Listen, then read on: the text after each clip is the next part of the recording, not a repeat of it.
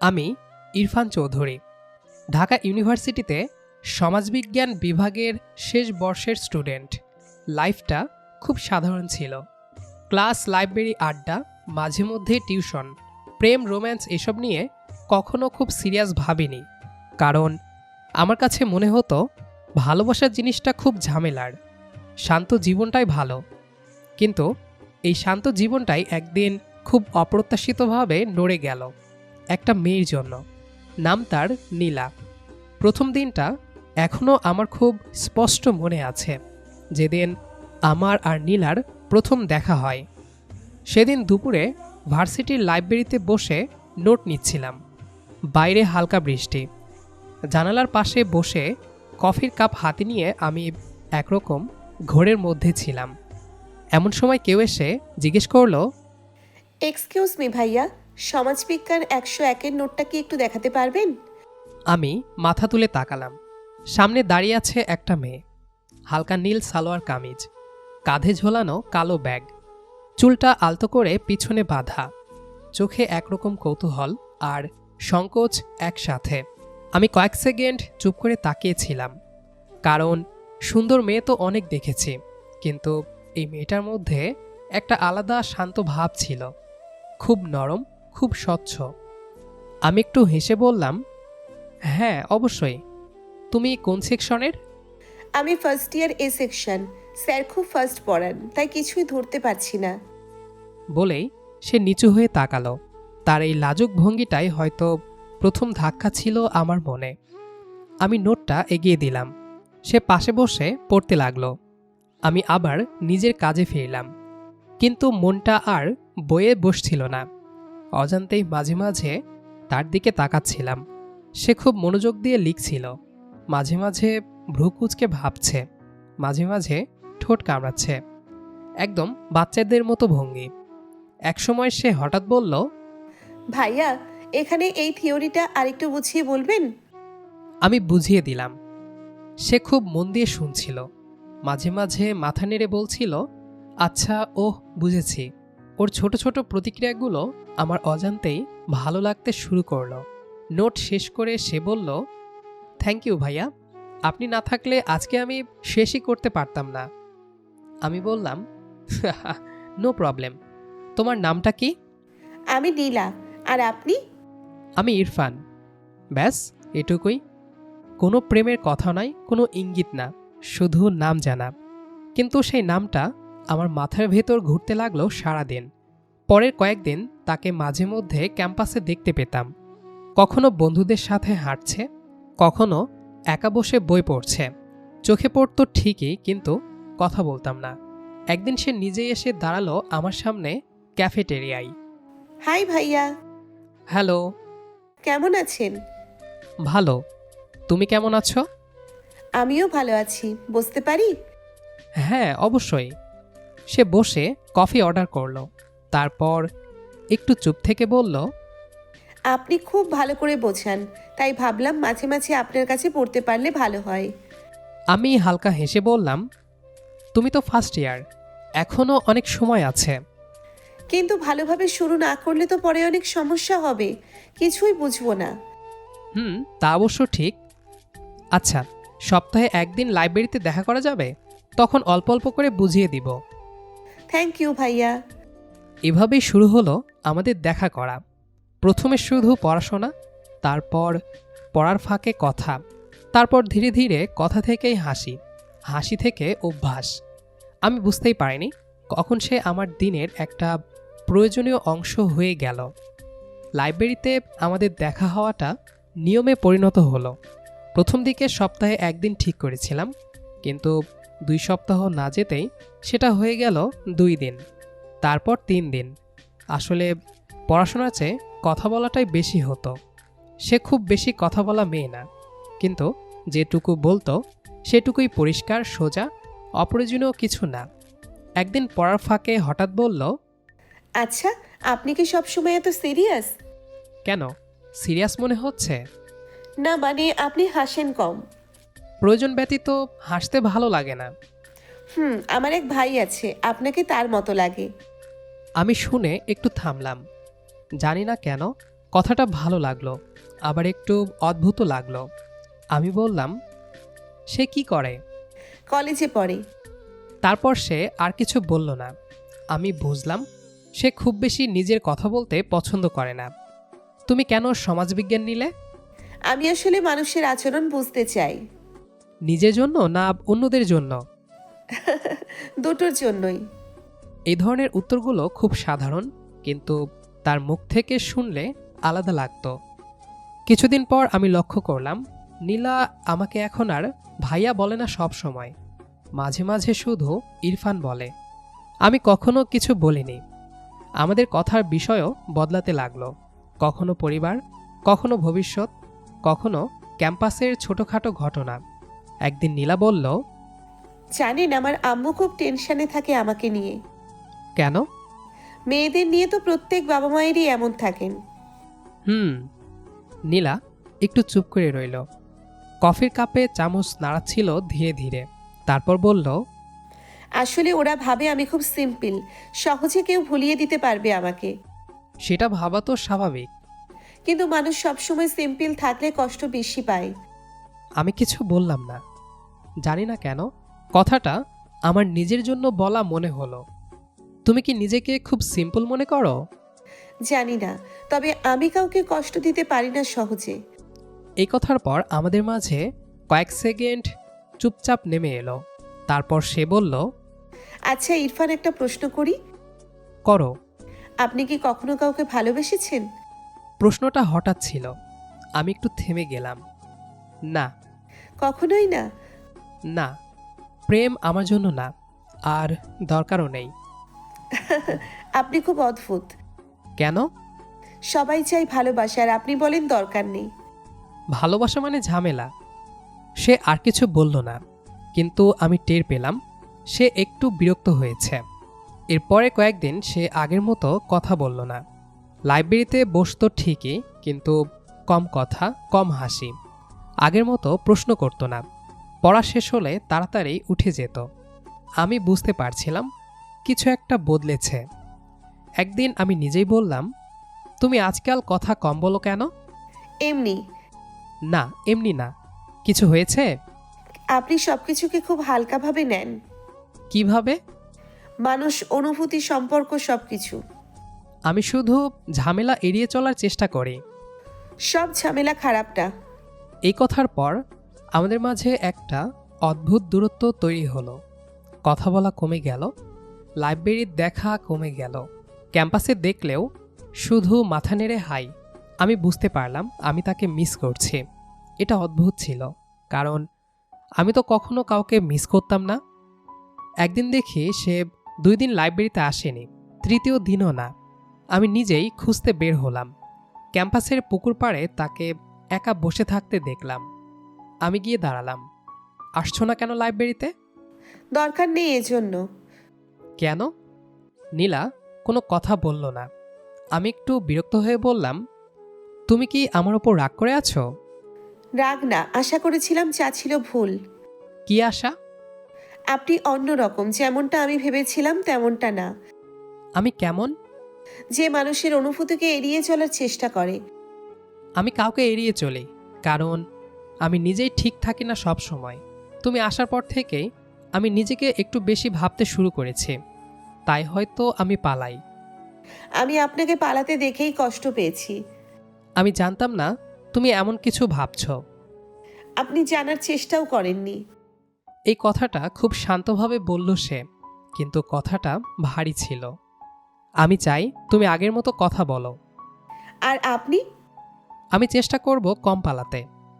চেষ্টা করব মানে? আচ্ছা, পালাবো না। প্রমিস? প্রমিস। সে হালকা হাসল। এই প্রথম হাসিটা আগের মতো লাগলো। এরপর থেকে আমি সত্যিই বদলাতে চেষ্টা করলাম। আগে যেখানে কথা এড়িয়ে যেতাম, এখন সেখানে থাকতাম। আগে যেখানে বিষয় পাল্টাতাম, এখন সেখানে শুনতাম। নীলা সেটা খেয়াল করছিল। একদিন লাইব্রেরিতে সে বলল, আপনি বদলাচ্ছেন। সেটা খারাপ না ভালো? ভালো। মানুষ নিজের জন্যে বদলালে সেটা ভালো। নিজের জন্য না, অন্য কারো জন্য। সে কিছু বলল না, কিন্তু আমি বুঝলাম সে বুঝেছে। আমাদের কথাগুলো এখন একটু আলাদা ছিল। আগের মতো শুধু বই না, শুধু ক্যাম্পাস না, কখনো আমরা নিজেদের কথা বলতাম। আমি ছোটবেলায় খুব কথা বলতাম, এখন তো কম বলো। কারণ একবার কথা বলে কষ্ট পেয়েছিলাম। কি হয়েছিল? কাউকে খুব আপন ভেবেছিলাম, কিন্তু সে বোঝেনি, আমার অনুভূতিকে হালকাভাবে নিয়েছিল। আমি তোমাকে হালকা করে নেইনি, কিন্তু তুমি যদি কখনো এমন মনে করো তাহলে ভুল। তারপর থেকে সে একটু বেশি কথা বলতে শুরু করলো। ছোট ছোট কথা, ক্লাস কেমন হলো, আজ কার সাথে দেখা হলো, বাসায় কি রান্না হয়েছে, আম্মু কি বলেছে। আমি খেয়াল করলাম আমি এসব শুনতে ভালোবাসছি। একদিন সে বলল, আপনি কি জানেন আপনি এখন আমার দিনের একটা বড় অংশ? সেটা ভালো না খারাপ? জানি না, কিন্তু সত্যি। আমি কিছু বললাম না, কারণ এখন আমি বুঝতে পারছিলাম সে শুধু আমার দিনের অংশ না, সে আমার ভাবনার অংশ। কিছুদিন পর দেখলাম নীলাভ কেমন মনমরা হয়ে আছে। আমি এগিয়ে গিয়ে বললাম, কি হয়েছে? বাসায় একটু ঝামেলা হচ্ছে। কি নিয়ে? আমার বিয়ে নিয়ে কথা উঠেছে। এই কথাটা শুনে বুকের ভেতরে একটা অদ্ভুত চাপ অনুভব করলাম। তুমি কি বলেছ? কিছু না, বলেছি এখন পড়াশোনা শেষ করতে চাই। ওরা শুনেছে? আংশিক। তুমি কি চাও? আমি চাই কেউ যেন আমাকে বোঝে, এমন একজন আমার লাইফে আসুক যে তার সবটুকু দিয়ে আমাকে ভালোবাসবে। সে সব কিছুর মাঝে আমাকে আগে প্রায়োরিটি দিবে। এই কথাটা সে সাধারণভাবে বলেছিল, কিন্তু আমি জানতাম এটা শুধু সাধারণ কথা না। তুমি কি মনে করো আমি তোমাকে বুঝি? মনে হয় কিছুটা। সেটা কি যথেষ্ট তোমার জন্য? হয়তো। আমি বুঝলাম সে আমাকে একটা জায়গা দিচ্ছে, সম্পূর্ণ না, অল্প অল্প করে। একদিন সন্ধ্যায় আমরা ক্যাম্পাস থেকে হাঁটছিলাম। রাস্তার লাইট জ্বলছিল, চারপাশে মানুষ কম। হঠাৎ সে বলল, আপনি কি আমাকে পছন্দ করেন? আমি কিছুক্ষণ চুপ থেকে বললাম, হ্যাঁ। সত্যি? হুম। আমি আগে বুঝিনি, কিন্তু এখন বুঝি। কি বোঝেন? তোমাকে না দেখলে দিনটা ঠিক লাগে না। তোমার কথা না শুনলে মনটা শান্ত হয় না। আমি এটা ভালোবাসা বলবো না, আমি শুধু বলবো আমি তোমাকে চাই আমার জীবনে। কিন্তু আমি ভয় পাই। কিসের? আপনি আবার পালাবেন। না। সবাই বলে, কিন্তু দিন শেষে সবাই চলে যায়। সবাই তো আর এক না। সে আমার দিকে তাকিয়ে রইল অনেকক্ষণ, তারপর বলল, একটা কথা বলবো? হুম, বলো। আমি আপনাকে ভালোবাসি। কখন কিভাবে এসব কিছু জিজ্ঞেস করবেন না, এর উত্তর নেই আমার কাছে। শুধু জানি ভালোবাসি। নীলার এই কথাটা খুব ছোট ছিল, কিন্তু আমার জীবনের সবচেয়ে ভারী লাইন। আমি আর কিছু বলতে পারিনি। আমরা হাঁটতে থাকি। রাস্তার লাইটের নিচে দাঁড়িয়ে সে হঠাৎ থামে। একটা কথা বলি? বলো। আপনি কাউকে কিছু বলবেন না এখনই। কাকে? বাসায়। কেন? একটু সময় চাই। ওকে। থ্যাঙ্কস। থ্যাঙ্কসের কোনো প্রয়োজন নেই। আমার জন্য আপনি অনেক কিছু করছেন। করছি, কারণ আমি তোমাকে চাই। আপনি কি আমাকে একটু সময় দিবেন? যতটা লাগে। এরপর থেকে ধীরে ধীরে কিছু ছোট ছোট ব্যাপার পাল্টাতে শুরু করলো।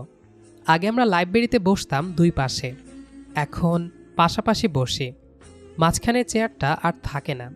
নীলা যখন পড়তো আমি খেয়াল করতাম সে আমার কলমটা নিয়ে নেয়। আগে জিজ্ঞেস করত, এখন আর করে না, ব্যবহার করে রেখে দেয়। আবার মাঝে মাঝে আমার ফোন দিয়ে ছবি তুলত, কিন্তু আমি কিছু বলি না, আমার ভালোই লাগে। একদিন আমার হাতের ঘড়িটার দিকে তাকিয়ে বলল, আপনার ঘড়িটা একটু ভারী। তোমার পছন্দ না? না মানে ভারী। খুলে রাখবো? না থাক, ভালোই লাগে। এই ধরনের কথা অর্থহীন, কিন্তু আমার খুব ভালো লাগে। হয়তো প্রেমে পড়লে এমনই লাগে। কখনো সে আমার কফি থেকে এক চুমুক নেয়। একদিন লাইব্রেরি থেকে বের হয়ে হাঁটছিলাম। সে একটু পিছলে গেল ভেজা মেঝেতে। আমি হাত ধরলাম সাথে সাথে, শুধু পড়ে না যাওয়ার জন্য। সে হাত ছাড়ল না সাথে সাথে, 2-3 সেকেন্ড দেরি করল, তারপর নিজেই ছাড়ল। আমি কিছু বলিনি, সেও না। কিন্তু এই ২-৩ সেকেন্ড আমাদের দুজনের মাথায় অনেকক্ষণ রইল। এরপর থেকে সে হাঁটার সময় আমার একটু কাছ দিয়ে হাঁটে। আগে মাঝখানে একটু ফাঁকা থাকতো, এখন আর থাকে না। একদিন সে বলল, আপনার গন্ধটা চেনা হয়ে গেছে। কিসের গন্ধ? আপনার পারফিউমের। ভালো লাগে নাকি খারাপ? খারাপ হলে বলতাম না। আচ্ছা, আপনার ফোনে আমার নাম কি দিয়ে সেভ? নীলা। শুধু নীলা? হ্যাঁ। আর কিচ্ছু না? আর কি দেব? না, কিছু না।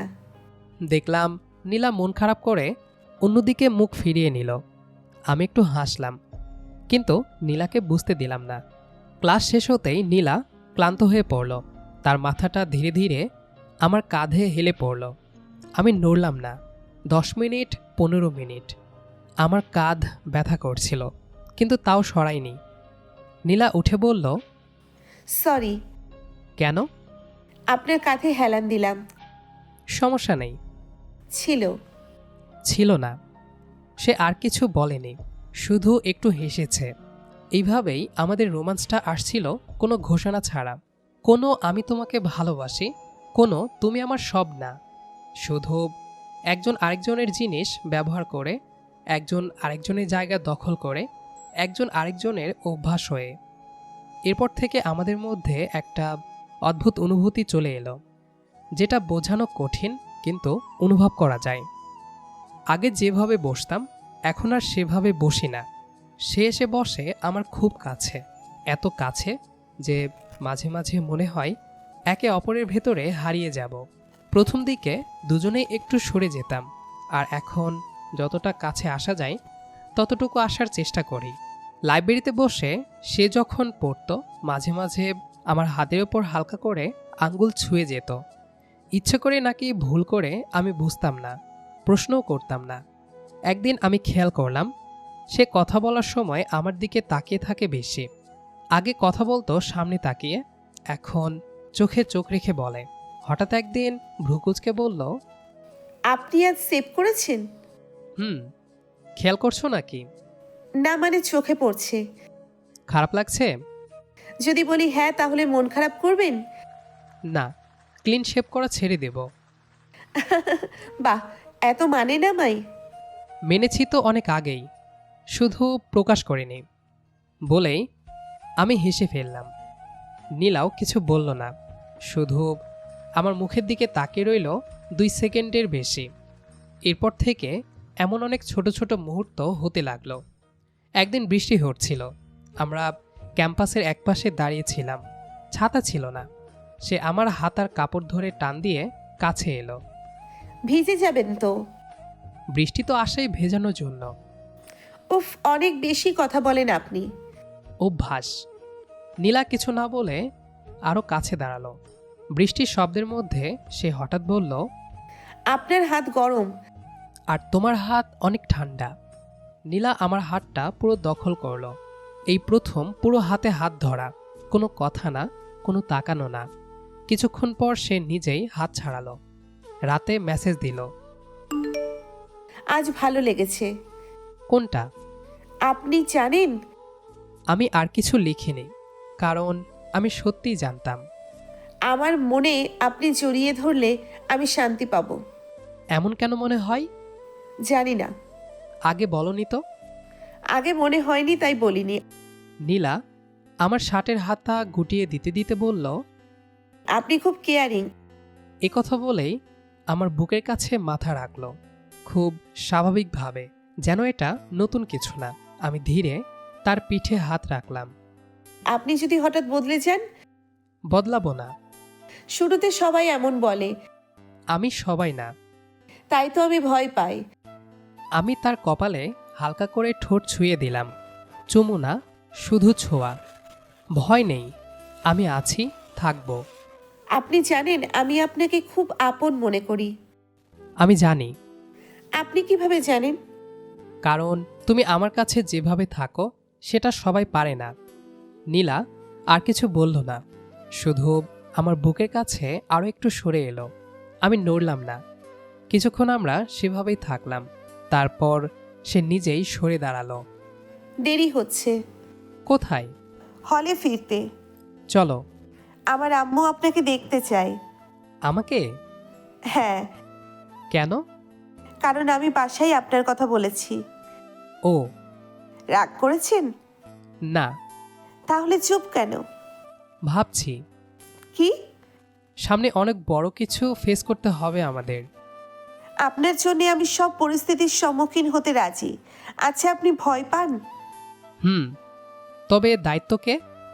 এতে ভয়ের কিছু নেই, আমার দায়িত্ব আমি নিতে পারবো। হুম। তাহলে আসবেন কোথায়? বাসায়? হুম। নীলা আর কিছু বলে না, শুধু আমার হাত ধরে রইল। পরের শুক্রবার আমি তাদের বাসায় যাই। কোনো ফুল না, কোনো উপহার না, শুধু নিজের মতো করে যাই। নীলা দরজা খোলে।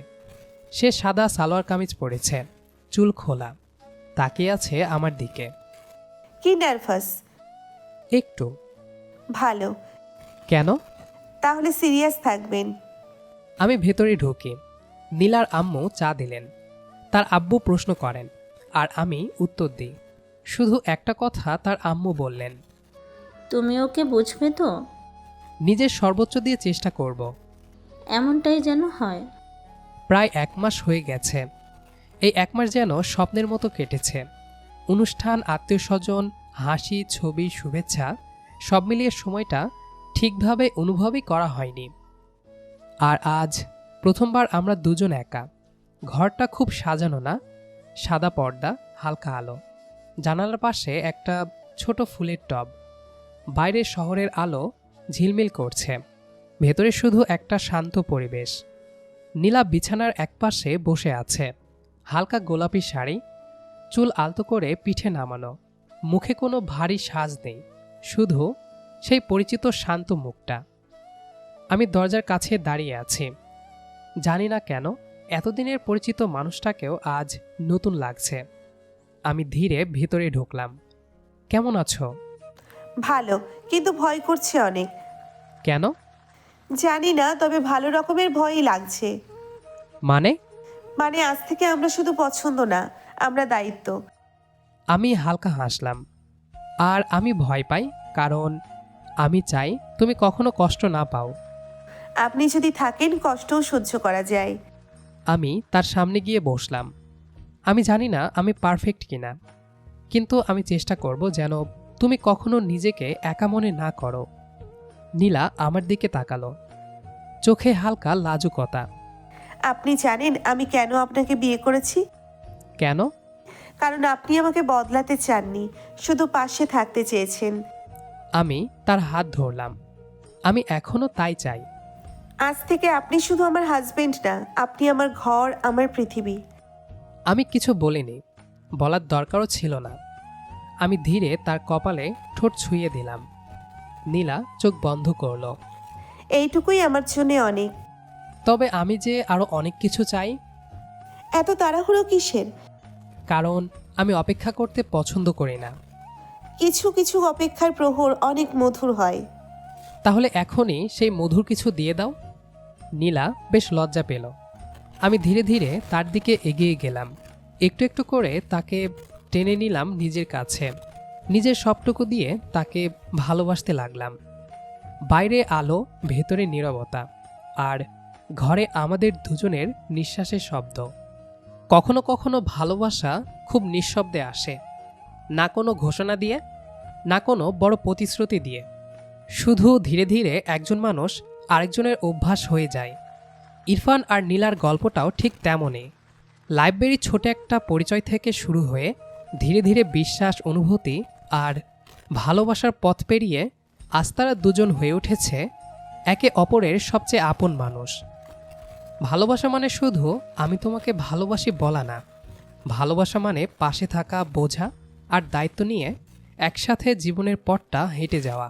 আর ইরফান আর নীলার গল্পটা প্রমাণ করে, কখনো কখনো সবচেয়ে শান্ত মানুষটার জীবনেই সবচেয়ে সুন্দর ভালোবাসা এসে ধরা দেয়।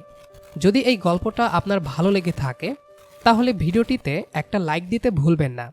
কমেন্ট করে জানান আপনার কাছে গল্পের সবচেয়ে সুন্দর মুহূর্তটা কোনটা ছিল। আর এমন আরও মিষ্টি রোমান্টিক লাভ স্টোরি শুনতে এখনই আমাদের চ্যানেলটি সাবস্ক্রাইব করুন এবং নতুন গল্পের নোটিফিকেশন পেতে বেল আইকনটি অন করে রাখুন। আবার দেখা হবে নতুন এক ভালোবাসার গল্প নিয়ে। ততক্ষণ পর্যন্ত ভালো থাকুন আর ভালোবাসায় থাকুন।